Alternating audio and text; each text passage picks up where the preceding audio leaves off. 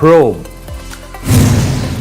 In its decision, the ICC Appeals Chamber cited lack of persuasive reasons in support of ordering the suspension. It also pointed out that local investigation into the drug war can still proceed with the ongoing ICC probe into the matter. This came days after the government filed an appeals brief which sought the reversal of the ICC's decision to resume the probe. The Office of the Solicitor General had asked the ICC to suspend the investigation while the appeal was ongoing. The Philippine government has insisted that the ICC's move is an encroachment on the country's sovereignty. The Justice Department is now considering Negros Oriental Congressman Arnie Teves as a potential mastermind in the slay of Governor Roel Degamo. Marlene Alcaide with the report.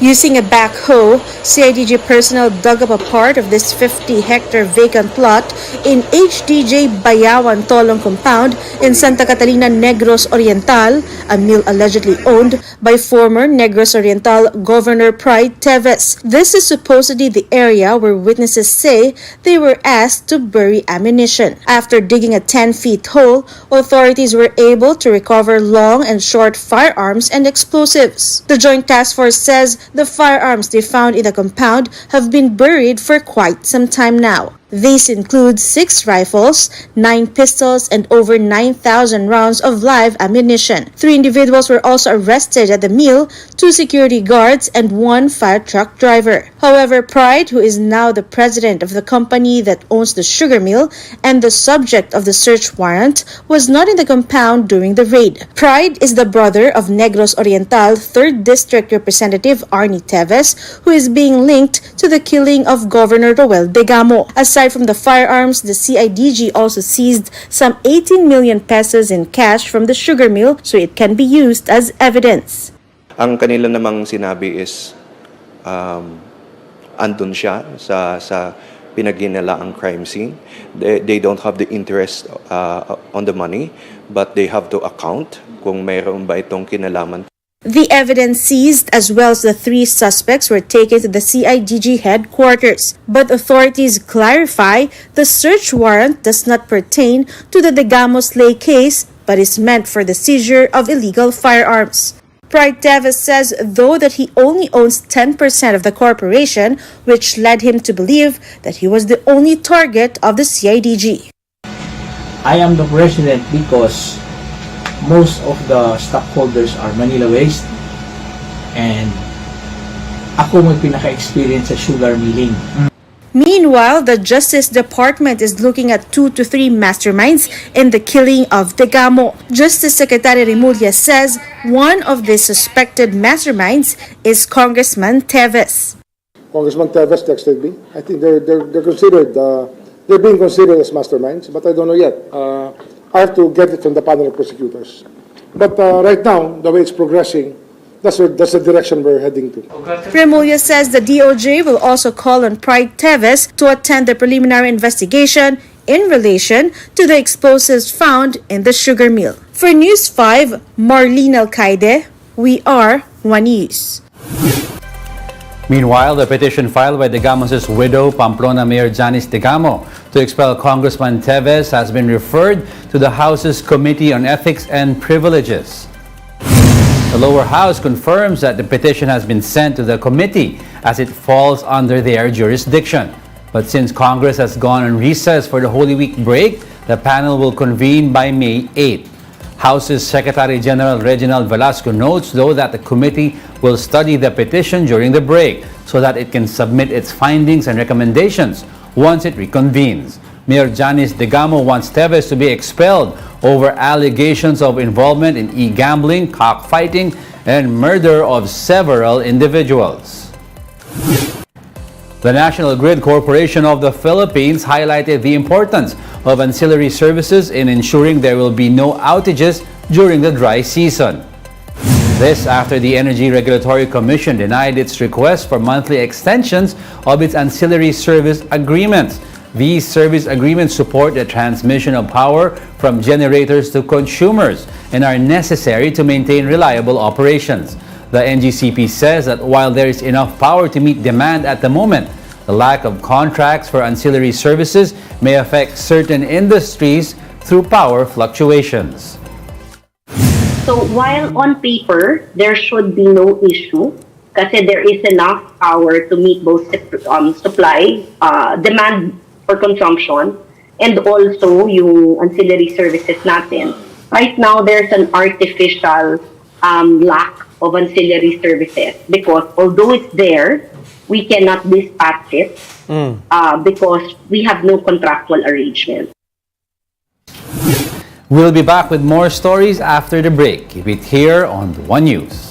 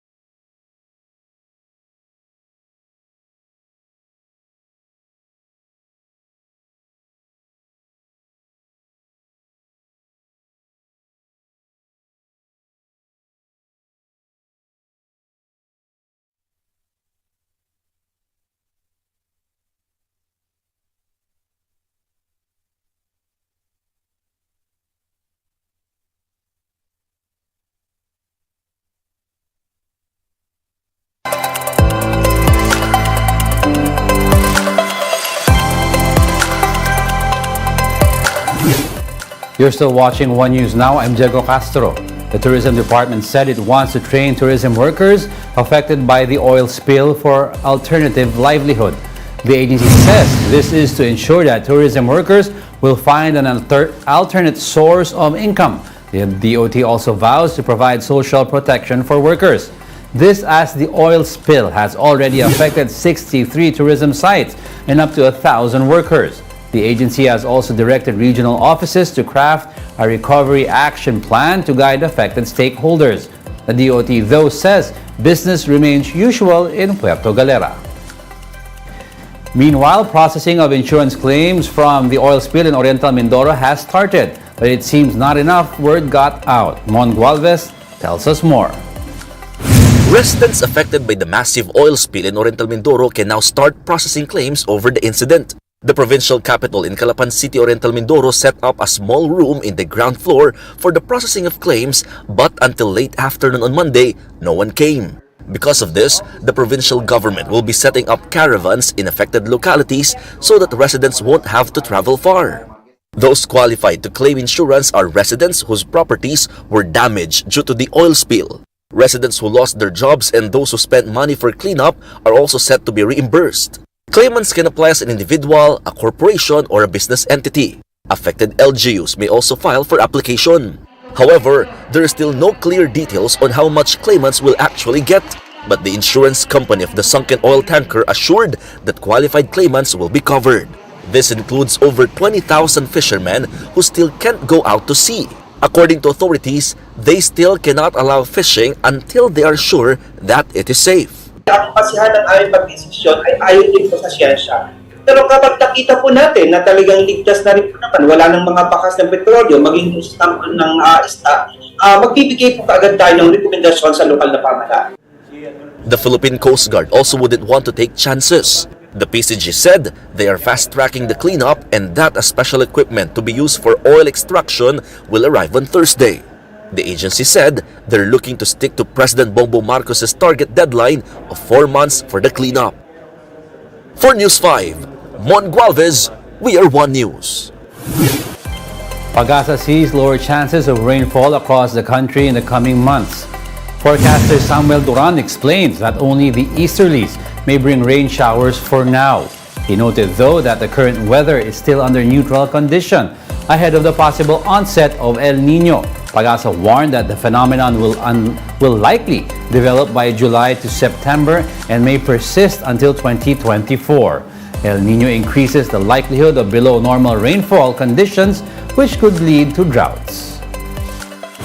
So far po sa ngayon, Ma'am Gretchen, halos easterlies natin kasi ang halos magbibigay ng paulan lamang ay nasa eastern portion ng ating bansa.